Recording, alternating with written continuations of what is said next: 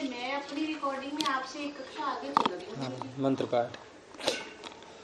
ओम सहनाववतु सहनौ भुनक्तु सह वीर्यं करवावहै तेजस्विनावधीतमस्तु मा विद्विषावहै। ओम शांति शांति शांति। प्रथमावृत्ति की 72वीं कक्षा आपका स्वागत है। क्या कह रही थी? क्या संख्या नहीं मिल रही है कक्षा की? आगे चल रही है। कैसे आगे? मेरी आज 73 बन रही है। हैं? 73 बन रही है मेरी आज। तो आपने कहीं भूल कर ली है, क्योंकि इसमें तो जो संख्या में अंकित कर रहा हूँ वो क्रम से ही है।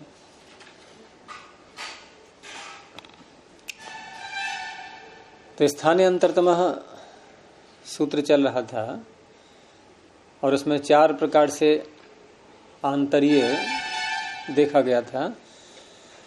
स्थानकृत, अर्थकृत, गुणकृत और प्रमाणकृत। तो स्थानकृत का उदाहरण पीछे हमने देख लिया था। क्या था? अभवताम। नहीं, ये तो अर्थकृत है। स्थानकृत का पूछ रहा हूं मैं।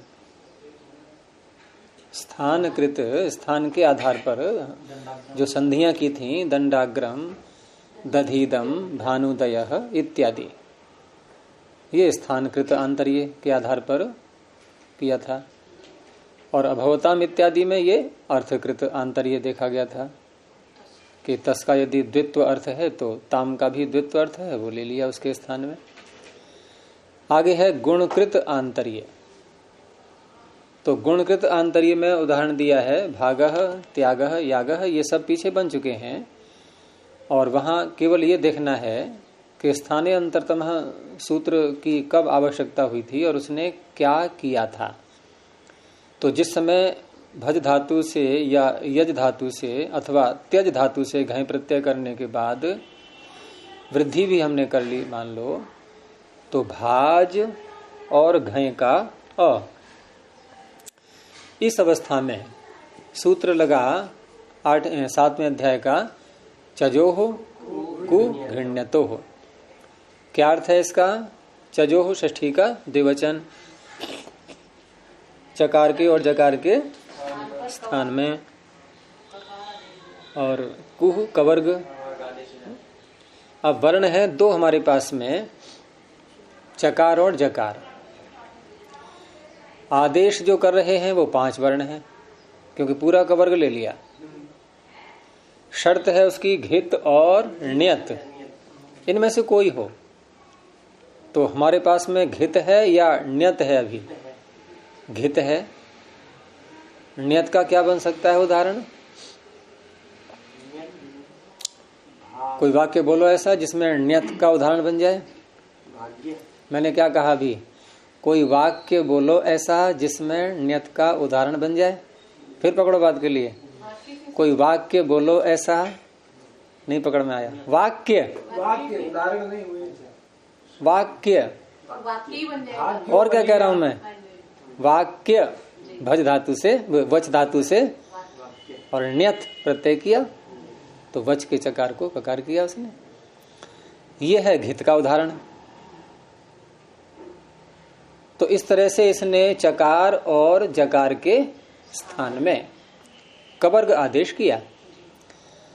अब यहां जब मैंने कहा था कि स्थानीय एक हो और आदेश अनेक हो, तो स्थानीय अंतरतमः सूत्र की आवश्यकता पड़ती है, क्योंकि चकार के स्थान में जब प्राप्ति दिखाएंगे तब भी पूरे 5 वर्ण आएंगे, जकार के स्थान में दिखाएंगे तब भी 5 आएंगे तो 5 ही। यहां जकार के स्थान में है। तो सबसे पहले हम अर्थकृत स्थानकृत आंतरी को मिलाएं। तो भाज में जो जकार है उसका स्थान क्या है? तालु। और क ख ग घ, इसमें से तालु कौन सा है? तालव्य कौन सा है? एक भी नहीं है। तो इसीलिए फिर 4 प्रकार से आंतर्य देखने की बात आई थी, नहीं तो केवल एक ही प्रकार से न कर लेते स्थानकृत आंतर्य, तो वो तो यहां फेल हो गया, वो कार्य नहीं करेगा। अब दूसरा था इनका अर्थकृत आंतर्य। अब उसके आधार पर देखें तो हम जकार का अर्थ करने लगे हैं, तो ऐसे एक वर्ण का तो अर्थ होता नहीं। उधर न का का गा में से कोई का क्या ये अर्थ है, गा का ये अर्थ है, ये मिल जाएगा इससे, ये भी नहीं कर सकते। चौथा जो प्रमाणकृत आंतर्य है उसे घटा के देखें तो प्रमाण कितना है चकार का, जकार का, याज में भाज में अर्धमात्रा। प्रत्येक हल का व्यंजन का काल कितना होता है? अर्धमात्रा। तो क ख ग में सारे ही अर्धमात्रा के हैं, ककार भी अर्धमात्रा का, खकार भी, तो फिर तो पांचों के पांचों ही रही, छटनी कहां हो पाई। इस तरह से अब ये आंतर्य हमारा काम करेगा, गुणकृत आंतर्य। अब गुण क्या है ये? तो गुण में हम आभ्यंतर, उसका बाह्य प्रयत्न को देखते हैं, क्योंकि वर्ण के उच्चारण में जो उच्चारण हो रहा है, ध्वनि निकल रही है, उसमें कुछ ऐसा प्रयत्न होता है, मुख में अभी आया नहीं है, मुख से पहले ही कुछ हमारे अंदर गले में, हृदय में एक ऐसा प्रयत्न होता है जिससे एक अलग विशिष्टता आती है उसमें, ध्वनि में। और इसीलिए हम भेद कर पाते हैं कि ग बोला है या ख बोला है या क बोला है, क्योंकि प्रश्न ये उठेगा यहाँ पर कि क ख ग घ ङ तीनों का स्थान क्या है? कंठ। तो प्रश्न ये उठेगा कि कंठ स्थान होने पर, पांचों का कंठ स्थान होने पर एक जैसे वर्ण निकलने चाहिए, एक जैसी ध्वनि निकलनी चाहिए। क्योंकि गले के छिद्र को, कंठ क्या है? कंठ जो गले का छिद्र है और वहां जो काकू ऊपर है, उस छिद्र को हम बंद ही तो करते हैं। क को बोलते समय क्या करते हैं? क बोल के देखो तो क जिस समय हमने बोलना प्रारंभ किया तो उस समय कौन कौन से अवयव हमारे मिले, स्पर्श किस किस का हुआ? हाँ, तो गले का जो कंठ जिसको छिद्र बोलते हैं, तो वहां 2 हिस्से ऊपर के नीचे के दोनों चिपक गए।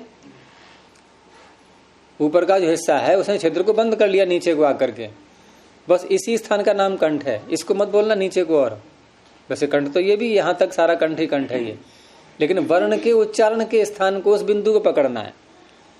अच्छा, वो क्रिया क ख ग घ ङ को थोड़ा देर के लिए छोड़ दो, उसमें विशेषता है कि नाक से भी ध्वनि निकलेगी, नाक से भी वायु निकलेगी। लेकिन 4 को ले लो, क ख ग घ, इनमें क्या कोई उस छिद्र को बंद करने में कोई क्रिया में अंतर आ रहा है क्या? एक जैसा लग रहा है? नहीं। एक जैसा लग रहा है तो फिर वर्ण भी तो एक जैसा ही निकलना चाहिए। हम क्यों भेद कर रहे हैं कि ये क है ये ख है? ये भेद कहां से आ गया? इसका उत्तर दो। ये भेद कहां से आया भाई? उसी छिद्र से, उसी गले से और उसी क्रिया से। हाँ, उसी क्रिया को करके हमने क को बोला है, उसी क्रिया को करके हमने ख को बोला है। तो फिर क्रिया एक जैसी, तो उसकी प्रोडक्टिविटी भी, उत्पादन भी एक जैसा ही होना चाहिए। फिर वहां अंतर क्यों आ रहा है? ये 4-5 प्रकार के वर्ण क्यों बनते जा रहे हैं? तो फिर इसका अर्थ है कि उससे पीछे, क्योंकि बोलने के बाद तो वायु निकल गई मुख से, सुनने वाले ने सुन लिया, और तो कोई क्रिया हमने मुख में की नहीं है। उस छिद्र को बंद करना, खोलना, इसके अतिरिक्त तो और भी कुछ किया है क्या? कुछ नहीं किया है, और भेद आ गया है वर्ण में। तो इसका अर्थ है इस भेद का कारण उस उच्चारण से पहले कुछ हुआ है, उसी को बाह्य प्रयत्न बोलते हैं। वो बाह्य है, गले से अंदर को है। बाहर का मतलब मुख से बाहर मत कर लेना कहीं। पहले मैं यही सोचता था, क्योंकि मुख से बाहर आप क्या प्रयत्न करोगे? अब बाहर क्या, जब तीर छूट गया धनुष से, अब क्या उसकी दिशा को बदल पाएंगे हम? वो तो निकल गया, वायु गई, सुनने वाले ने सुन भी लिया, करते रहो प्रयत्न, क्या करोगे अब? तो बाह्य का अर्थ यहाँ पर अंदर की ओर, वो बाह्य है। मैं बाहर के पहले बाहर लगाता था, मैंने गुरु जी ये बाहर कैसे जोर लगाएंगे? हाँ। उसका तो उन्होंने क्या उत्तर दिया फिर? बोले बाहर से तो क्या समझ रहा है? मतलब मुख्य बाहर बाहर अंदर अंदर। नहीं तो उन्होंने बताया फिर अंदर की ओर। अच्छा, बाहर का मतलब बाहर कंठ से बाहर। नहीं मैंने कई जगह देखा है पढ़ाने वाले अध्यापक भी बाह्य प्रयत्न कार से बाहर ही कर लेते हैं वो।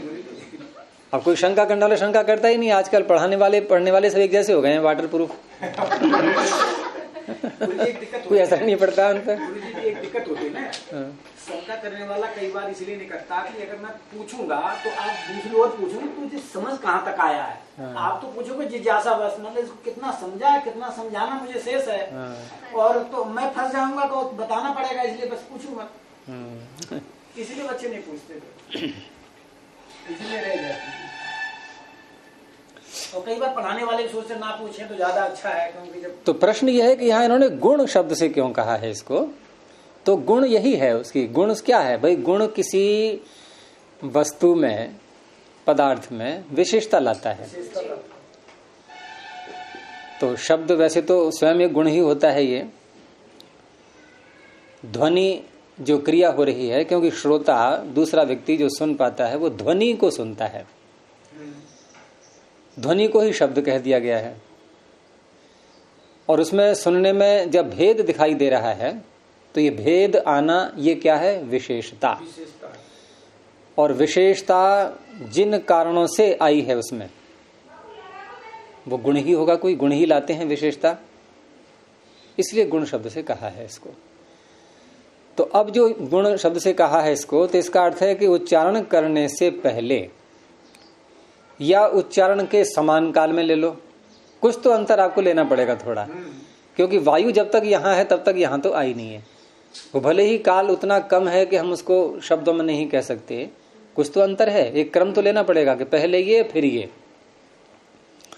तो उससे पूर्व हमारे श्वास की नलिका का अधिक खुलना, कम खुलना, वायु की प्रबलता अधिक होना, कम होना, वायु का वेग जो अंदर से आ रहा है बोलने के लिए, इसमें अंतर है बस।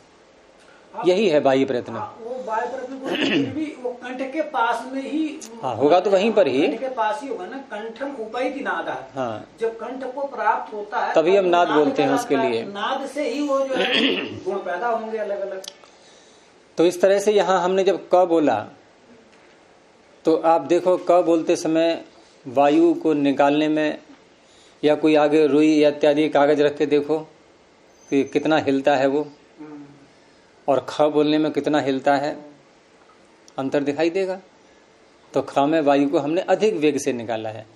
और यूं भी देखो कि क ख, क ख, तो क में हमने जब चिपकाया गले के क्षेत्र को बंद किया तो जोर लगाया था या हल्केपन से किया, और ख में देखो, इन दोनों में अंतर देखो क्या है। यानी ख में हम कुछ अधिक चिपका रहे हैं, खा में जोर लग रहा है, ख में अधिक चिपका रहे हैं। तरह से घाम में भी है। जब कोई व्यक्ति जंप लगाता है, हाँ, जैसे शेर को ले लो, तो जंप लगाने से पहले क्या करते हैं? थोड़ा पीछे को हटते हैं, थोड़ा पीछे हटते हैं जब जंप। और जितनी तेज जंप लगानी हो उतना ही ज्यादा पीछे को हटेंगे, ज्यादा पीछे होना। उतना ही ज्यादा पीछे हटेंगे। अब यहाँ क्योंकि वायु का वेग हमें जोर से निकालना है तो गले के क्षेत्र को भी ज्यादा बंद करेंगे पहले, तब धक्का अधिक ढंग से लगेगा। ऐसे ही ग और घ, ग घ। अब घ में हम बड़ा प्रयास करते हैं गले को खूब ढंग से बंद करने का, क्षेत्र को, यानी कि जो त्वचाएं हैं दोनों ओर की वो अधिक चिपकेंगी, अधिक हिस्सा उनका चिपकेगा। ग में कम चिपकेगा। आप देखो ग घ घ, अधिक चिपकाया नहीं। तो इस तरह से ये जो अंदर हमारा प्रयत्न हो रहा है, जिसको बाह्य प्रयत्न से कहा गया, यही यहाँ पर गुण शब्द से है। तो गुण शब्द से कहा गया तो वहां पर वो कितने हैं प्रकार के, वो गिना दिए गए हैं। श्वास, नादानुप्रदान और अघोष, और दूसरा नहीं, वो भी हैं, ये भी दो भेद है ना। हाँ, घोष अघोष ये हो गए, और अल्प प्राण महाप्राण वो अलग प्रकार के हैं। तो इन सब से जहां जैसा मेल खा जाए वहां देखेंगे। अब पहले हम जकार को देखेंगे। जिस याज और भाज में जकार के स्थान पर हमें कवर करना है, तो जकार का पहले देखेंगे क्या है इसका बाह्य प्रयत्न। तो जकार का बाह्य प्रयत्न क्या है? अल्प प्राण महाप्राण में तो बहुत सरलता से पहचान हो जाएगी आपको। जैसे च अल्प प्राण, छ महाप्राण, ज अल्प प्राण, झ महाप्राण, वो सारे अल्प प्राण के ही हैं। तो एक अल्प प्राणा इतरे महाप्राण, ये क्रम चलाते जाएंगे। ऐसे ही क ख ग में। तो आप और चीज छोड़ दो। अभी श्वास नादान प्रदान घोष अघोष को छोड़ दो थोड़ी देर के लिए। अल्प प्राण और महाप्राण से ही निर्णय करो तो कितने रह जाएंगे। अब ज का कौन सा प्राण है जिस ज के स्थान में हमें कवर करना है? अल्प प्राण। तो अल्प प्राण वाले छांट लो कवर्ग में से, कितने मिलेंगे? 3। 3 में ङ तो वैसे ही हट जाएगा एक अकेला, क्योंकि वो नासिका स्थान उसका उच्चारण नहीं है, वो तो स्थान से ही मालूम पड़ जाएगा। ङ स्वस्थान नासिका स्थान, ये वर्णोच्चारण का सूत्र है, वो तो यूं ही हट जाएगा। आपको 4 में से ही छांटना है। तो 2 रह गए। अब 2 रह गए तो फिर और कुछ विशेषता अब देखनी होगी। तो बाह्य प्रयत्नों में और भी कुछ रह गई बातें। तो वहां पर ज का क्या माना जाएगा? ज का बाह्य प्रयत्न क्या माना जाएगा?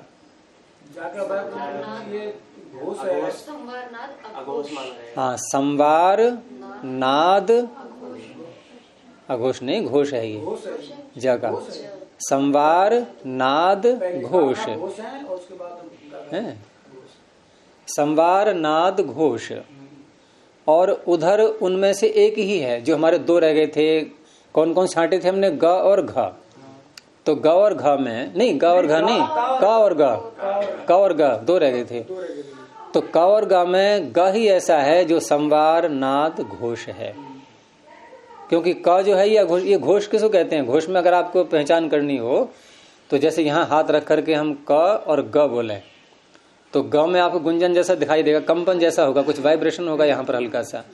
वो वाइब्रेशन क में नहीं होगा। तो जिसमें वाइब्रेशन हो रहा है जिसको बोलते समय, उसमें घोष प्रयत्न होता है, एक गुंजन जैसा होता है। तो इस तरह से जकार के साथ हम जब जोड़ेंगे गकार को तो पूरा पूरा मैच हो गया।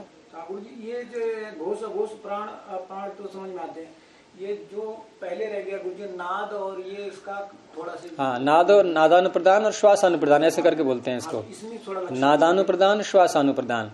जहाँ श्वास कुछ रूखी रूखी सी आती है वो श्वासानुप्रदान, और जहाँ गुंजायमान होती हुई आती है वो नादानुप्रदान। उसी को फिर घोष अघोष शब्द से थोड़ा और स्पष्ट कर दिया गया है। यानी थोड़ा सा अंतर है। हाँ, तो इसको यदि सरल सामान्य भाषा में कहें तो हम कह सकते हैं कि क और ख कैसे हैं? रूखे। और ग और घ कैसे हैं? गीले। और आगे तो गीले हैं ही वो सारे, गायणा नमा, क्योंकि नासिका से बोलने में और ज्यादा थोड़ा सा गीलापन आता है। नासिका से बोले जाने वाले वर्ण सुनने में अच्छे भी लगते हैं। जैसे किसी को जुकाम हो जाता है ना कभी कभी, तो ध्वनि बदल जाती है तो अच्छी लगती है वो ध्वनि सुनने में क्योंकि नासिका सक्रिय हो जाती है वहां पर। तो इस तरह से जो महाप्राण वाले वर्ण होते हैं वो रूखे कहलाते हैं, कुछ शुष्क। और ये जो है ये नाद जिनमें होता है घोष वाले, ये कुछ अलग प्रकार के होते हैं। तो श्वासानुप्रदान नादानुप्रदान, घोष अघोष, अल्प प्राण महाप्राण, इस तरह से निर्णय करते हैं इसका। तो ये हो गया गुणकृत आंतरीय। तो इतनी छटनी करके हमने उसको कर लिया।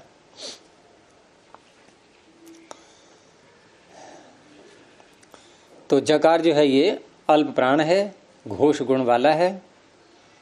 उसी जैसा हमने गकार को ढूंढ लिया, वो भी अल्प प्राण है और घोष गुण वाला है। और अन्य जितने भी कवर्ग में है वो सारे हट जाएंगे, वो इन गुणों से युक्त नहीं होंगे।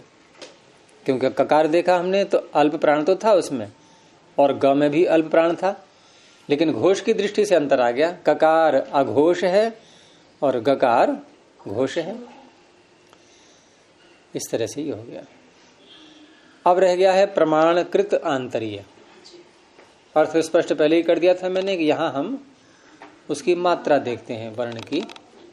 उच्चारण में काल कितना लग रहा है। इसकी सिद्धि है अमुष्मयी। इसको लिख के बताएं, वैसे कोई ज्यादा कठिन तो नहीं है। शब्द क्या है इसमें मूल? अदस। तो अदस शब्द में इसकी प्रातिपदिक संज्ञा करके और कौन सी विभक्ति का बना रहे हैं ये? चतुर्थी विभक्ति का एक वचन। तो कौन सा प्रत्यय लाएंगे? ङे।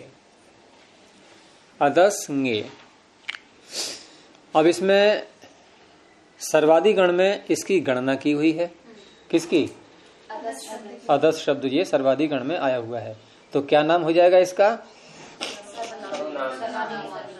सर्वादीनी सर्वनामानी। तो सर्वनाम संज्ञा जब होती है तो ङे के स्थान पर स्मयी आदेश होता है। लेकिन क्या अर्थ है इसका? जो ङे के स्थान पर स्मयी आदेश करने वाला सूत्र है, इसका अर्थ क्या है? सर्वनाम के स्थान पर पंचमी है सर्वनाम न। सूत्र निकालो तब अर्थ बनेगा पूरा।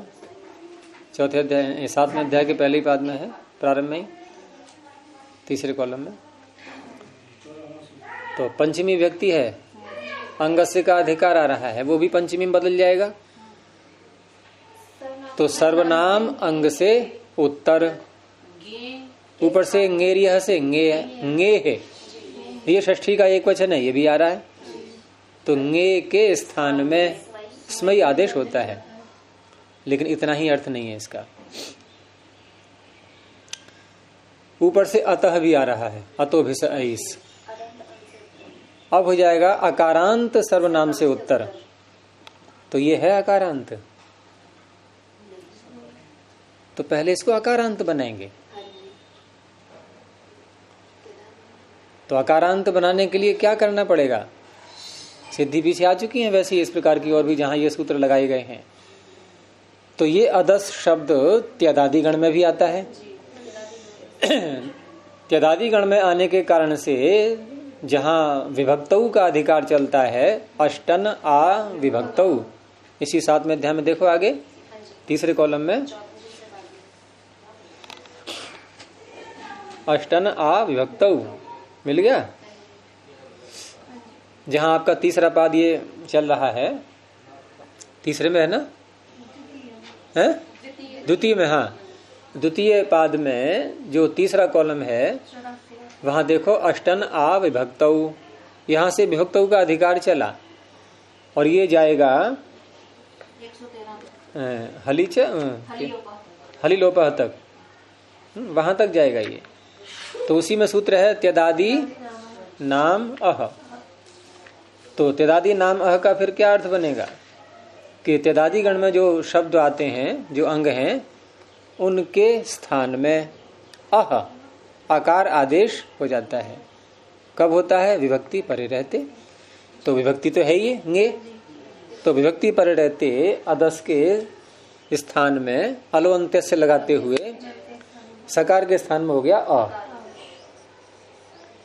अब ये अ है गुण, और ये जो द में अ है ये पद के, ये अपदांत है, ये पद के अंत में नहीं है। तो अपदांत आकार से उत्तर गुण परे हो तो क्या होता है?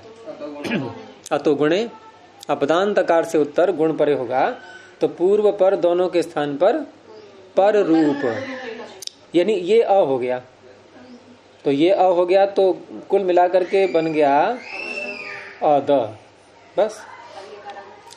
सा को तो हो गया ये अ, और ये अ और ये अ मिलकर के एक ही अ रहा, तो अद ये बन गया। अब ये अकारांत हो गया, नहीं हो गया? अब ये अकारांत हो गया तो सर्वनाम में स्मयी लग जाएगा, इसने कर दिया स्मयी, ये बन गया अद स्मयी। अब यहां पर एक ही सूत्र लगाना है, काम पूरा है।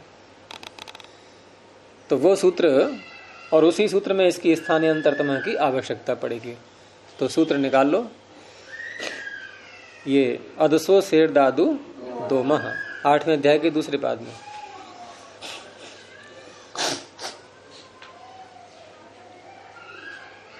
और अदस्य शब्द की सिद्धि में जब ये रूप चलाते हैं इसके अदस्य शब्द के तीनों लिंगों में, तो ये दो सूत्र यही लगते हैं बार बार, अदसो शेर दादू दोमह और एत ईद बहुवचने। बस ये दो सूत्र लगते जाते हैं। बहुवचन में नीचे वाला लगता जाएगा और अन्य वचनों में ऊपर वाला लगता जाएगा। तो अदसह षष्ठी,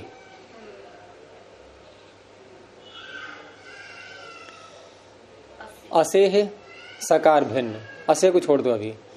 अदसह असेह दात, दात में पंचमी है, अदसह में षष्ठी। तो अदस के दकार से उत्तर, अब उत्तर क्या है ये नहीं बताया इन्होंने कुछ भी, जो कुछ भी हो अपना ढूंढ लेना।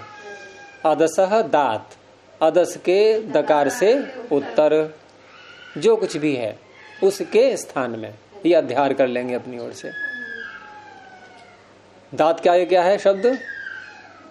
उ। दात में द नहीं बोल दिया हमने, तकार बोल नहीं दिया, तो उ रह गया। अदसह असेह दात उ। उ जो है ये लुप्त प्रथमांत निर्देश, यानी प्रथमा है, उकार आदेश होता है। अदस के, ये अदस हो गया, ये अदस के दकार से उत्तर जो कुछ भी है क्या है? आकार है, उसके स्थान पर उकार आदेश करेगा ये। अब उ यहाँ तपर नहीं है, दात उ तपर नहीं है ना, तो तपर न होने से पूरी फैमिली आ जाएगी उसकी, दीर्घ उ भी आ जाएगा, ह्रस्व भी आ जाएगा, सब आ जाएंगे। पहला कार्य। दूसरा कार्य क्या है इसका? दो कार्य करता है सूत्रीय। दह मह, यहां दह में षष्ठी है, और फिर अदस को ले लो पीछे से, अदस के दकार के स्थान में मकार हो जाता है। इस दकार को मकार करेगा, दकार से जो उत्तर है उसको उकार करेगा। दो कार्य हैं इसके। अब दकार से उत्तर यहां पर जो आकार है इसके स्थान में क्या क्या प्राप्त हुआ? ह्रस्व उ, दीर्घ उ है, प्लुत भी ले लो, सारे आ गए। तो एक के स्थान में एक स्थानीय और प्राप्त होने वाले तीन तीन हो गए। अब इसकी पड़ेगी आवश्यकता स्थानीय अंतरतम है, तो पहले स्थानकृत आंतरिक को मिला लो। इस आकार का स्थान क्या है? कंठ। अब कंठ में तो ऊ का तो कंठ होता नहीं है भाई, ह्रस्व ऊ, दीर्घ ऊ, प्लुत ऊ, क्या होगा इनका स्थान? ओष्ठ ही रहेगा सदा, तो नहीं मिला। अर्थकृत आंतरिक, अ का क्या अर्थ करोगे, ऊ का क्या अर्थ करोगे? कुछ है ही नहीं। स्थान, अर्थ, गुण। गुण में क्या करेंगे यहाँ भाई? स्वरों के बाह्य प्रयत्न, उदात्त अनुदात्त स्वरित, तो ये भी यहाँ नहीं मेल खा पाएंगे। इसलिए अब अंत में कहा गया प्रमाणकृत आंतर्य। तो प्रमाण देखेंगे यहाँ। प्रमाण, अ का प्रमाण क्या है? ह्रस्व। ह्रस्व प्रमाण है इसका, ह्रस्व एक मात्रा। प्रमाण से तात्पर्य यहाँ पर उसकी नाप, उसको बोलने में लगने वाला समय। तो ऐसे ही अब उकारों में देखेंगे कि एक मात्रा वाला उ अर्थात ह्रस्व उकार हो जाएगा। बस ये समझना है केवल। तो क्या बन गया? दकार को मकार और आकार को उकार। तो ये बन गया अ और ये मु, ये कर दिया इसने। अब अगला सूत्र जो है यही काम करता रहता है, वो बहुवचन में ई करता जाएगा सब जगह। एत ईद, बाकी सब वही अर्थ है पूरा, यानी एकार के स्थान में। अब एकार के स्थान में जब ई करेगा, अगले सूत्र की बात कर रहा हूं मैं, एत ईद बहुवचने, तो एकार के, देखो पिछले सूत्र ने नहीं कहा था कि द से उत्तर क्या हो जिसको मैं ऊ करूं। क्या कहा पिछले सूत्र ने? जो कुछ भी हो, द से उत्तर जो कुछ भी हो उसको ऊ कर दो। इसने ऐसे नहीं कहा, इसने कहा नहीं, द से उत्तर जो एकार है उसको ई करना है, ईत बहुवचन में। तो इसका अर्थ है कि पहले हमें ए करना पड़ेगा। द से उत्तर जो भी है उसको पहले ए करना होगा, और ए करने से पहले मान लो ये ऊपर का सूत्र लग जाए, वो ऊ कर दे तो ए नहीं कर पाओगे। तो ए करने तक हमें पिछले सूत्र को एक तरफ करना पड़ेगा कि तू थोड़ी देर बैठ जा, तू थोड़ी देर बैठ जा, हमें पहले ए कर लेने दे, क्योंकि अगर वो पहले लग गया तो ए नहीं हो पाएगा, तो अगला सूत्र बेकार। मान लो भिस प्रत्यय ले आए हम अदस से, अदस और भिस, और स को अ कर लिया, तेदादी नाम है, यानी अद भिस। अब लगा दो अदसो शेर दादू दो मह, तो बना दिया उसने क्या, आमू भी ही, आमू भी ही। गलत हो गया ना। अब ये अगला सूत्र क्या करेगा, ये तो बेकार हो गया ना। तो इसलिए उसको रोकेंगे पहले कि तू थोड़ी देर शांत हो जा, और हम देखेंगे कि यहाँ एकार संभव है या नहीं है। तो एकार करने वाला सूत्र है बहुवचने झल्येत। बहुवचन में झलादि सुप परे होता है, तो वो आकार को एकार करता है, उसको अवसर दिया पहले हमने, और एकार कर लिया। अब एकार कर लिया तो अब ये जो अगला सूत्र है ये पूर्व सूत्र का अपवाद बनेगा, क्योंकि एकार करने के बाद भी तो पूर्व सूत्र अपना जोर दिखाएगा, वो उसको फिर उकार करना चाहेगा एकार को, तो कहेंगे नहीं, ये अपवाद बनेगा उसमें। फिर ये अब ये उस एकार को ई करेगा, दकार को मकार दोनों करते हैं, तो बनेगा अमी भी। तो अदस के रूप जरा बड़े टिपिकल हैं, ये याद करने में थोड़ा देर लगती है इनको, है पुल्लिंग में अगर बोले तो असौ अमू अमी है, अमुम अमू अमून, अमुना अमुभ्याम अमी भी, अमुष्मयी अमुभ्याम अमीभ्यः, अमुभ्य निकल रहा है तुम्हारे मुख से, है अमुष्मात अमुभ्याम अमीभ्यः, अमुष्य अमुयोः अमीशाम, अमुष्मिन अमुयोः अमीषु। अमीचंद याद कर लिया करो अमी। तो इस तरह से रूप चलते हैं इसके। तो यहां अब जब ये अमु बन गया और आगे है स्मयी, अब एक अन्य सूत्र को अवसर मिल गया लगने का, क्योंकि इण और कवर्ग से उत्तर ये इण है, और आदेश और प्रत्यय का सकार, इसको आप आदेश का भी कह सकते हो क्योंकि इंगे के स्थान में हुआ है, प्रत्यय का भी कह सकते हो क्योंकि स्थानीय पदादेशो नल विदो प्रत्यय भी है, ये दोनों क्वालिटी लिए हुए है। ये तो इसको सकार कर दिया, वो मूर्धन्य सकार कर दिया उसने, अमुष्मयी बन गया। तो ये है गुणकृत प्रमाणकृत आंतर्य। और अब दूसरा उदाहरण ले लो इसी का। अब हम अदस से लाए, इसको ंगे को न ला करके, और अब लाएंगे आगे भ्याम प्रत्यय, और भ्याम प्रत्यय में जब भ्याम प्रत्यय लाएंगे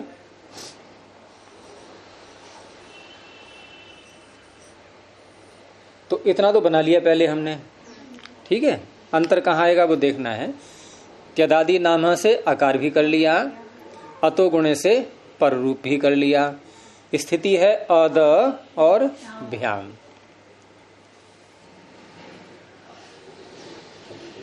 तो अद भ्याम में अब क्या करेंगे, यहां ये भ्याम भकार ये सुप तो है ही, और ये कैसा सुप है, यादी, या आदि में है, जिसके ऐसा सुप परे होता है तो अकारांत अंग को दीर्घ हो जाता है। भकार यय प्रत्याहार में हाय वर्ड के य मंगलानम का या नहीं, यय ये य हाय वर्ड का य और झभय का य, तो भा तो क्या झभय, तो यादी सुप है ये। तो जहां अभी हमने बहुवचने झल्लेत लगाया था उसी कॉलम में सुपीचा उसी के ऊपर है, अतो दीर्घ हो यही सुपीचा बहुवचने झल्लेत। 7वें अध्याय का 3रा पाद का अंतिम अंश, जो पहला सूत्र है वहां पृष्ठ का बहुलम छंदसी, उसी प्रकरण में। तो सुपीच ऊपर से अनुवृत्ति आ रही है पूरे सूत्र की, कौन सा पूरा सूत्र? अतो दीर्घ पूरा आ रहा है। तो अकारांतस्य अंगस्य ययादौ सुपी परतः, ऊपर से जो यही आ रहा है उसको सुपी के साथ जोड़ दो, ययादौ सुपी परतः। और ये आदौ अर्थ कैसे आ गया इसमें? ययादौ, ये पीछे वैसे बहुत विस्तार से बता दिया था, इसमें अलग एक परिभाषा लगती है, यस्मिन विधेस तदादौ अल ग्रहणे। यदि कहीं पर अल का ग्रहण हो रहा है, अल का तात्पर्य एक वर्ण, हम जब ययादि सुप देखेंगे तो यय में एक ही वर्ण तो देखेंगे, यय प्रत्याहार का। तो जब एक अल कहीं गृहीत होता है, अल ग्रहणे, और सप्तमी विभक्ति आ रही हो उसमें, और बन रहा हो विशेषण किसी का, तीन बातें हैं देखो। एक तो अल ग्रहण हो, दूसरी बात सप्तमी विभक्ति हो, तीसरी बात विशेषण भी हो। तो हमने दो शब्द देखे, यई और सुपी, दोनों में विभक्ति एक है, तो स्पष्ट है कि एक बनेगा विशेषण, एक बनेगा विशेष्य। अब कौन बनेगा यहाँ पर विशेषण और कौन विशेष्य? उसकी पहचान क्या बताई है मैंने? जो कम हो वो विशेषण, जो अधिक हो वो विशेष्य। तो सुप अधिक है या यय अधिक है? तो यही बन गया विशेषण। अच्छा, तो एक शर्त तो पूरी हो गई उसकी। दूसरी शर्त क्या थी? सप्तमी विभक्ति हो, सप्तमी भी है यहीं में सप्तमी भी है। तीसरा क्या था? अल ग्रहण हो, तो अल भी है। यह जब पकड़ेंगे हम तो एक ही वर्ण पकड़ेंगे। तो कहा कि इसके पहले, इसके शब्द के आगे आदि जोड़ दो, आदौ, इन्हें यय आदौ, यय आदौ, यय आदि में है जिसके, वो प्रारंभ में देखेंगे, अब अंत में नहीं देखेंगे।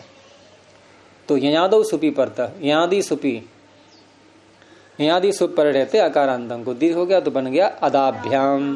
यानी यहाँ जो द की जगह अब ये हो गया दा। अब लगाओ अदसो शेर दादू दो मह, अदस के दकार से उत्तर जो भी कुछ है, कौन सा है यहाँ पर? दीर्घ आ, उसके स्थान पर उकार करना है। उकार तीन है, ह्रस्व दीर्घ प्लुत, कौन सा आएगा? अब दीर्घ आएगा। तो क्या बन जाएगा? दकार को मकार, आकार को ऊकार, अमुभ्याम। अब ये बन गया, यानी अमुष्मयी में ह्रस्वकार हुआ था, अमुभ्याम में दीर्घ उकार हो गया। तो ह्रस्वकार के स्थान पर ह्रस्वकार, दीर्घ आकार के स्थान पर दीर्घ उकार। ये हो गया प्रमाणकृत आंतर्य। ठीक है, चलो अगला सूत्र लेते हैं अब। तो अगला सूत्र क्या है? स्थानीय अंतरतम के आगे उरण रपरः। उरण, उहु षष्ठीक वचनांतम, अण प्रथमैक वचनांतम, और रपरः प्रथमैक वचनांतम।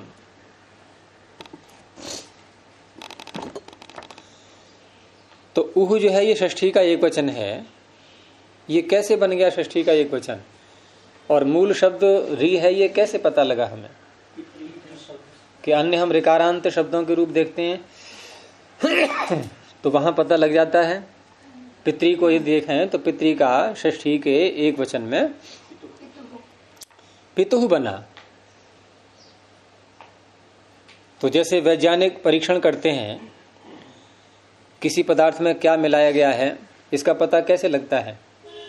कि जिसमें मिलाया गया है उसका कितना अंश इसमें है, जो मिला है उसका कितना अंश है, उससे पता लग जाता है कि मिलाई हुई वस्तु इतनी है। तो पितृ में जितने वर्ण हैं उनमें से कितने वर्ण हम पितुः में बोल रहे हैं? पितृ में कितने वर्ण हैं? अच्छा, पकार, इकार, तकार, ऋकार। पितुः में हम पीछे वाले चार वर्णों में से कौन कौन से बोल रहे हैं? पकार बोल रहे हैं, पितुः पकार बोल रहे हैं, इकार बोल रहे हैं ज्यों का त्यों, तकार भी बोल रहे हैं। तीन तो ज्यों के त्यों आ गए, एक बदला। वो कौन सा बदला? एक ऋकार। इसका अर्थ है कि षष्ठी विभक्ति में जो हमने रूप बोला पितुः, परिवर्तन किस में आया? केवल री में, केवल री में परिवर्तन आया। और इधर परिवर्तन आके क्या आया? री की जगह क्या आ गया? उहु। तो सीधी सी बात है कि री का षष्ठी में उहु बनता है। हो गया निर्णय। यानी अकेले री के रूप चलाएं हम, पित्त इतने को हटा दो, अकेले री के रूप चलाएं, जरा चलाना, चलाओ हैं। आ बनेगा पिता का। देखो 3 वर्ण हटाते जाओ सब जगह से, बोलो आ। गलत हो गया द्विवचन में, अरऊ, पिता रहू, पित्त को हटाना है। देखो सब जगह से पित्त को हटाना है। आ अरऊ है, अरम अरऊ, रीन रीन, फिर आगे रा, रिभ्याम रिभि, फिर रे, रिभ्यः रूह, ए ऊ, यहाँ ऊ हो जाएगा, ऐसे चल जाएंगे रूह। तो री का बन गया षष्ठी में उहु। ये दिखाने के लिए इतना परिश्रम किया था अभी। तो रिकार के स्थान में ये अर्थ बन जाएगा। रपरह में समास है, रह परो यस्मात्। समास कर रहे हैं तो उस समय ये र में वैसे उच्चारण के लिए रखा गया है आकार को, और सूत्र में भी है। सूत्र में भी र परह है। अगर आ को निकालते तो कैसे बोलेंगे? र परह, र परह। कठिनाई होगी ना बोलने में, तो पाणिनि ने कहा कोई कठिनाई मत करो, हम आपको आकार रख देते हैं, बोलना आराम से। लेकिन ये आकार उच्चारण के लिए है, इनकी जो आदेश रेफ है वो रेफ ही है, आकार सहित र नहीं है। तो समास में भी वैसे बोल दिया आकार बोल करके, रह परो यस्मात्, बहुरी समास, स रपरः। अब ऊपर से स्थानीय शब्द आ ही रहा है, स्थानीय की अनुवृत्ति ऊपर से ले लेंगे। और ऊह में षष्ठी हो गई तो अर्थ क्या बनेगा? ऊह का अर्थ क्या हो गया? अब ऋकारस्य स्थाने, रिवर्णस्य स्थाने। और इसमें जो अर्थ किया गया है महाभाष्य में, तो वहां इस तरह से अर्थ किया है कि ये देखो 2 अवस्थाएं बनती हैं। जैसे उदाहरण के आधार पर समझेंगे हम कि जैसे कर्ता बनाना है हमें, तो क्री और त्रिच प्रत्यय है आगे। अब क्री के स्थान, क्री में जो री है, इसको गुण की प्राप्ति हुई किससे? बड़ी देर लगती है, 2 सूत्र में से एक को छांटना होता है केवल। तो सार्वधातु का अर्थ तो कैसे गुण की प्राप्ति हुई? गुण है 3 अ ए ओ। अब री के स्थान में करने के लिए कुछ भी नहीं मेल खा रहा है। अब इस सूत्र का अर्थ हम पहले दूसरा करते हैं। इसका अर्थ जो एक सामान्य रूप से हमारे मुख में से निकलेगा, कोई विशेषता न लाएं यदि, तो अर्थ क्या होगा कि ऋकार के स्थान में अण प्रत्याहार का कोई वर्ण आए तो उसके आगे रेफ जोड़ देना। अर्थ को पकड़ना पहले, ऋकार के स्थान में अण प्रत्याहार का कोई वर्ण उपस्थित हो जाए तो उसके आगे रेफ जोड़ना। तो पहले हमें क्या करना पड़ेगा? ऋकार के स्थान पर कोई अण प्रत्याहार का वर्ण उपस्थित करना होगा, ठीक है। अब वहां पर गुण कितने हैं? 3 अ ए ओ। अब इन 3 में से पहले एक को छांटो, कौन सा लाएंगे हम? कैसे छांटा आपने? स्थान, अर्थ, गुण, प्रमाण, किससे छांटा? मिलाओ। प्रमाणकृत आंतर्य के आधार पर, प्रमाणकृत आंतर से, क्योंकि ऋकार एक मात्रिक है, आकार भी ए ओ दोनों द्विमात्रिक है। तो अ ए ओ, लेकिन कई स्थल ऐसे आएंगे, यहां तो चलो हो जाएगा ऐसा कि जहां पर कुछ भी प्राप्त नहीं हो पा रहा है ना, क्योंकि री का स्थान वैसे क्या है? मूर्धा। तो मूर्धा की दृष्टि, स्थान की दृष्टि से कुछ भी नहीं मिलेगा। तो यहां जो इस सूत्र का अर्थ किया गया है वो इस तरह से किया गया है कि प्राप्ति होने से पहले, हमेशा नहीं कि पहले वहां छटनी कर लें और एक वर्ण को चुन लें और फिर उसको री के स्थान में लाएं फिर रेफ जोड़ें, ऐसा नहीं।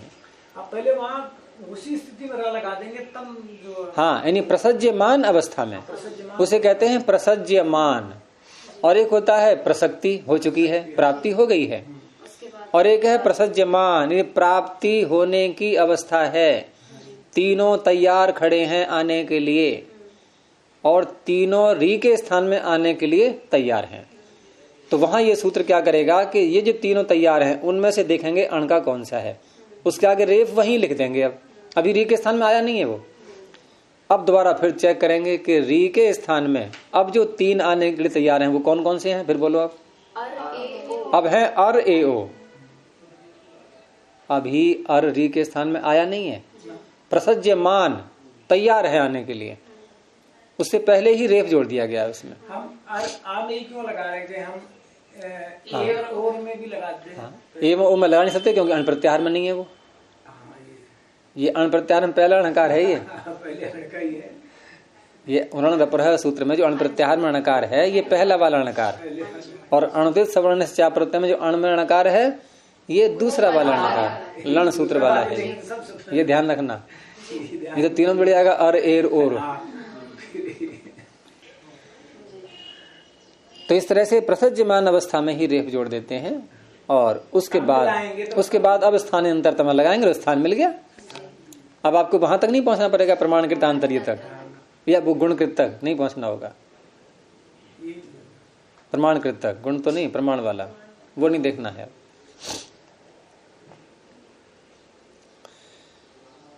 क्योंकि जैसे इसने अर्चना ने कहा कि यहां पर हम प्रमाणकृत आंतर्य देख लेंगे, अच्छा ठीक है देख लिया, हमें बनाना है वृद्धि करने वाला, जैसे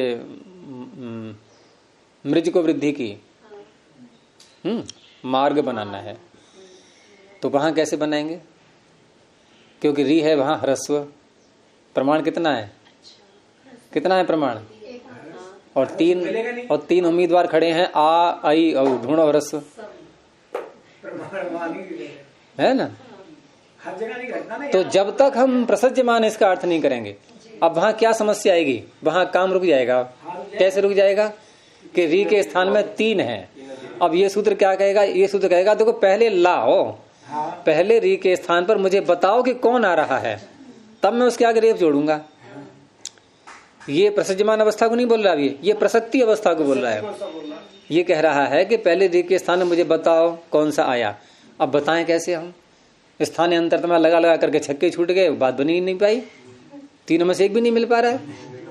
भाई री के स्थान में एक भी नहीं मिल खा रहा है, सारे आंतर्य मिला के देख लिए, तो ये कहेगा ये सूत्र भाई मैं क्या करूं, तुम ला ही नहीं रहे हो, पहले री के स्थान में लाओ तो कुछ। इसलिए अब दूसरा अर्थ करेंगे प्रसज्यमान। अब ये क्या कहेगा, हाँ मुझे बताओ री के स्थान में कौन कौन तैयार है आने को, तो कि ये तैयार है आने को, तो ठीक है इनमें से अण प्रत्याहार का ये है, इसके आगे रेफ जोड़ दो। अभी लाए नहीं हम री के स्थान में, अब दोबारा देखेंगे कि री के स्थान में कौन कौन तैयार है, आर आई औ, अब आर आ जाएगा, स्थान मिल गया मूर्धा, री का स्थान मूर्धा है, उधर आर का स्थान कंठ और मूर्धा, तो कुछ तो मिला। पहले मूर्धा का जरा सा भी अंश नहीं था किसी में, इसलिए इसका अर्थ होता है प्रसज्यमान अवस्था में। तो इस तरह से रिवर्णस्य स्थाने अण प्रसज्यमान एव रपरो भवति, रेफ परे वाला हो जाता है, करने के बाद नहीं, पहले ही, उसके बाद करते हैं। फिर सिद्धियां पीछे आ चुकी हैं, कर्ता हर्ता कारकः हारकः, किरति गिरति नहीं आया है, और द्वयी मातुरः त्रयी मातुरः नहीं आया है। तो कर्ता हर्ता में तो वही गुण की प्राप्ति दिखाएंगे सार्वधातु कारातु के ओर से, और उसके बाद जो है इस सूत्र को लगा देंगे उरणरपरः को, और रेफ जोड़ करके फिर स्थानीय अंतरतमा लगाएंगे। ऐसे ही कारका हारका में वृद्धि की प्राप्ति दिखाएंगे, और वहां भी ऐसे ही रपर रेफ जोड़ करके और फिर स्थानीय अंतरतमा लगाएंगे। कारका हारका में अणुमूल प्रत्यय है, तो कारका हारका तो पहले ही सूत्र में आ चुका था, ये कर्ता हर्ता दूसरे सूत्र में आ चुके हैं। और किरति गिरति, किरति का अर्थ क्या है, बिखेर रहा है, क्री विक्षेपे, इधर उधर को फेंकना, बिखेर देना, तो क्री विक्षेपे दीर्घ रीकारांत धातु है ये, और इसमें अनुबंध क्या है, कुछ भी नहीं। जब किसी धातु में कोई भी अनुबंध नहीं होता है, तो जैसे मैंने कहा था कि अनुबंधों के आधार पर हम क्या निर्णय करते हैं, धातु के साथ कैसे प्रत्यय आएंगे, क्या निर्णय करते हैं उसमें? नहीं, अनुबंध के द्वारा। अनुबंध के द्वारा हम निर्णय करते हैं आत्मनेपद, परस्मैपद, उभयपद। इसमें से कुछ भी नहीं है, ये निर्णय नहीं हो पाएगा ना, तो क्या करेंगे फिर? वो उसमें देखेंगे ना, नहीं, वो आप इटम पहुंच गए। फिर अनुबंध के आधार पर हम निर्णय करते हैं आत्मनेपद, परस्मैपद आदि का।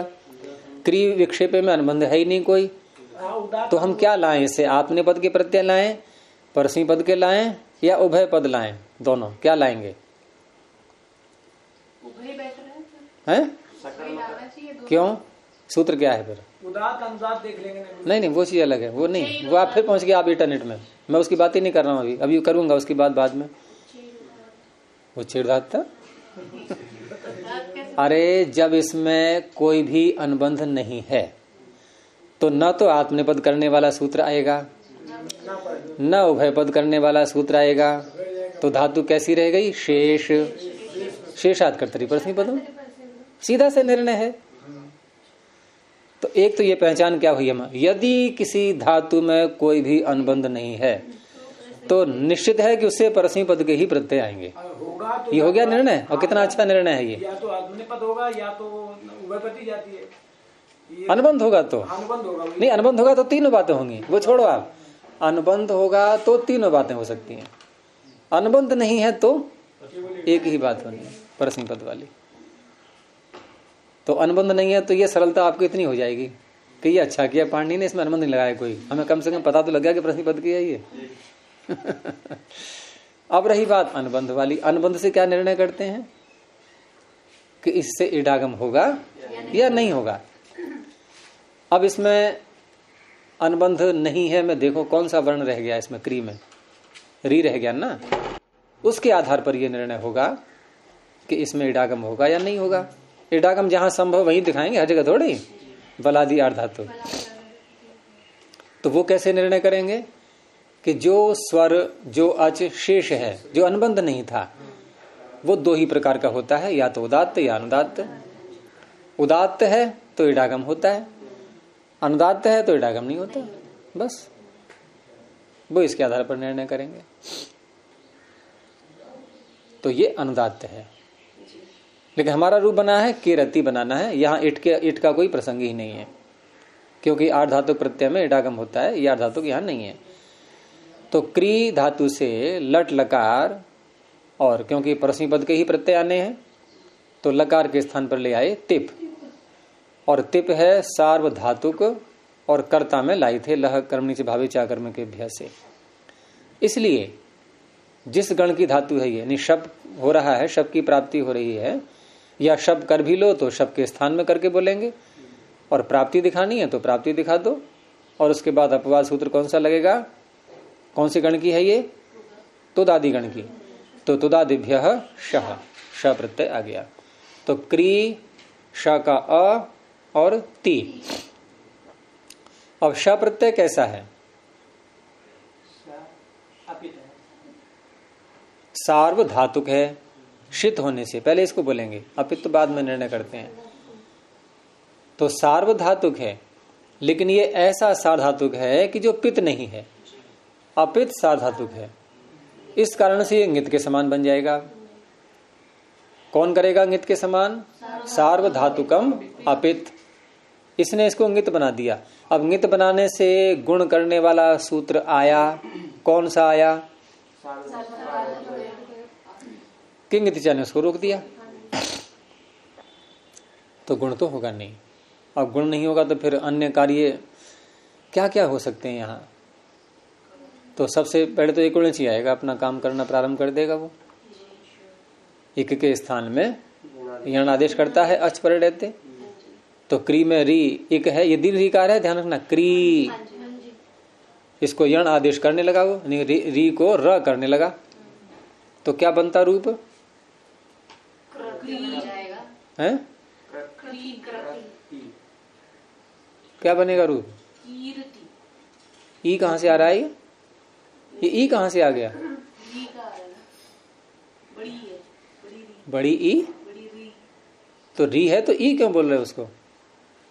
और री को कर दिया हमने र, इक्वलेंसी है, करेती। अरे क्री में से री को हटाओगे तो का हल ही तो रह गया, और री के स्थान में रा बोल दो, रेफ रकार, और उसमें श का अ जोड़ दो, कृति, कृति, बस ये बनेगा। तो इसलिए यण आदेश नहीं करना है, उसका अपवाद सूत्र अलग है। तो यहां सूत्र निकालो आप 7वें अध्याय में प्रथम पाद में ही 100 नंबर पर है सूत्र। ये 7वें अध्याय के प्रथम पाद में तीसरे कॉलम में होगा 100 संख्या पर। हाँ, रीत इत धातु हो प्रथम पाद के अंत में। ये क्या कहता है? रीत, दीर्घ रीकार है ये, इसको ऋत इत धातु मत बोलना सूत्र को, रीत इत धातु हो, दीर्घ रीकार।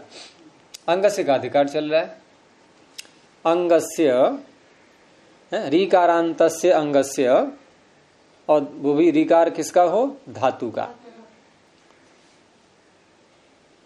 रीकारांतस्य धातु अंगस्य स्थाने इकारादेशो भवति। परे क्या है ये कुछ नहीं कहता ऐसा, क्योंकि परे से ऐसे कोई लेना देना है ही नहीं। तो इस तरह से इसने ईकार के, इसके रीकार के स्थान पर इकार किया, ठीक है। अब इकार किया रीकार के स्थान पर, तो यहां स्थानीय अंतरतम वाली बात तो है नहीं कुछ भी, क्योंकि एक ही स्थानीय है, एक ही आदेश है। यानी कि दीर्घ रीकार ये तो है स्थानीय और आदेश है इकार। तो पीछे जो हमने उदाहरण देखे थे उसमें कारक हारक इत्यादि में, वहां तो हम लगाएंगे उरण रपर, और वहां स्थानीय अंतरतम भी लगेगा बाद में, लेकिन यहां स्थानीय अंतरतम की नहीं है आवश्यकता। बस सूत्र जो कह रहा है कि उरण रपर कि री के स्थान में, और यहाँ री में तपर नहीं है सूत्र में। सूत्र में जो उह षष्ठी है ये किस में है? री में षष्ठी है या रित में षष्ठी है? तो तपर नहीं है ना। अगर तपर करके षष्ठी करेंगे तो क्या सूत्र बनता? केवल हरस्व का ही ग्रहण होता। हाँ, तो सूत्र क्या बनता? सूत्र बनाओ हैं? ऋतोण रपरः, ऋतः, ऋत का षष्ठी में क्या बनेगा? ऋतः। तो ऋतः अण ऋतोण, ऋतोण रपरः, ये बनता सूत्र, और सूत्र है उरण रपरः। तो इसका अर्थ है कि दीर्घ री भी ले सकता है ये। अणुदित सवर्ण से चा प्रत्यय, अण प्रत्याहार में आने वाले वर्ण अपने सवर्णों को भी ले लेते हैं अगर तकार न जुड़ा हो उनके आगे। तो दीर्घ रीकार ले लिया इसने यहाँ। तो ये कह रहा है कि ऋकार के स्थान में चाहे ह्रस्व हो चाहे दीर्घ हो, उसके स्थान में जब भी हम कोई अण प्रत्याहार का वर्ण लाएंगे तो वो रेफ जुड़ जाएगा उसके आगे। तो ये ई जो है ये अण प्रत्याहार में आई रहा है, आयुण, उसके आगे रेफ जुड़ गया तो क्या बन गया? क्या बन गया? री के स्थान पे क्या हो गया? इर। ये ह्रस्व विकार है, देखो तपर है ये, रीत इत, इत ये तपर है, यानी ह्रस्व विकार ही होना है। ऐसा नहीं कि दीर्घ रीकार के स्थान में कर रहे हैं तो दीर्घ ईकार आ जाएगा, ऐसे मनमानी मत करने लगना। तपर है ये, ह्रस्व ही होना है। तो बन गया किर, शाका है, ती किरती, ऐसे बनता है। तो किरती बिखेरता है, ऐसे ही गिरती, ये ग्री धातु है, और ग्री विक्षेपे है, और ग्री क्या है? निगरणे, निगलना अंदर को। तो गिरती निगलता है, यानी कुछ खाता है, कटक लेता है उसको। तो यहां भी इकार होकर के गिरती बन गया। आगे द्वयी मातुरः और त्रयी मातुरः, इसको भी ले लेते हैं। तो द्वयी मातुरः का शब्द का अर्थ है दो माताओं का पुत्र। कभी कभी सौतेली माँ भी होती, वही माँ ही कहेंगे उसको। तो दो माताओं का पुत्र जो है वो द्वयी मातुरः है। ऐसे ही विग्रह कर लेंगे इसका लौकिक विग्रह कि द्वयोः मात्रोः अपत्यम, 2 माताओं की संतान। तो जैसा विग्रह किया है वैसे ही उसके आगे विभक्ति ले आएंगे अलौकिक विग्रह में। तो द्वि ओस मातृ ओस, इस तरह से। और इसके बाद इनका करेंगे समास दोनों शब्दों का, द्वि का और मातृ का। ओस ले ही आए इसमें। और ये समास जो होता है, कुछ समास ऐसे होते हैं कि जो तद्धित प्रत्यय आने वाला हो, उसका विषय उपस्थित हो चुका हो। जैसे यहाँ अपत्य अर्थ लिया है हमने, तो अपत्य अर्थ में तद्धित प्रत्यय आता ही है कोई ना कोई। तो उस अवस्था में समास करने का सूत्र आएगा, जब भी हम कोई तद्धित प्रत्यय लाएंगे और उससे पहले यदि हम समास कर रहे हैं तो सूत्र एक ही है, और वो लगता है तद्धितार्थोत्तर पद समाहारे च। तद्धितार्थ उत्तर पद और समाहार। यहाँ क्या है? तद्धितार्थ। तद्धित का अर्थ छिपा हुआ है इसमें। कौन सा? अपत्य। अपत्य जो है तद्धित का अर्थ है, ये वो छिपा हुआ है। तो इस सूत्र से कर लिया तत्पुरुष समास। तत्पुरुषी कहलाता है इसका समास भी। समास करने के बाद वही कार्य, प्रातिपदिक संज्ञा, व्यक्ति का हट जाना, तो रह गया द्विमात्री। अब यहां पर अपत्य अर्थ में प्रत्यय लाने के लिए तस्यापत्यम के पास जाएंगे। तो तस्यापत्यम तो सीधा अण प्रत्यय कराता ही है, लेकिन उसके साथ साथ यहां कुछ और भी करना है।